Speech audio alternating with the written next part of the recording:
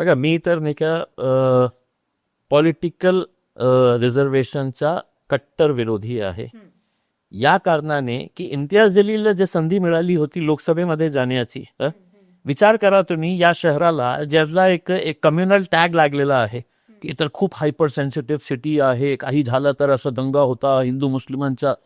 त्या काळात जेव्हा मी जिंकलो 2019ला, मला एक सिल्वर लाईनिंग का दिसली त्याच्यामध्ये, की खूप सारे नॉन मुस्लिम एज्युकेटेड यंगस्टर्स जे आहे त्यांनी हे बघितलेलं नाही की हे माणूस कोणत्या पक्षाचा आहे करके.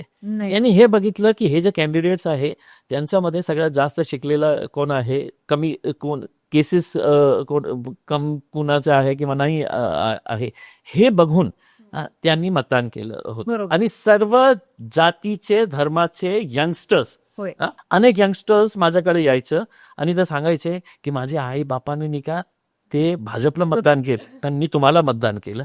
तर मला त्याच्यामध्ये नाही का एक सिल्वर लाईनिंग दिसली की यंगस्टर्स जे आहे ना, त्याच्यामध्ये आजही एक फिलिंग आहे.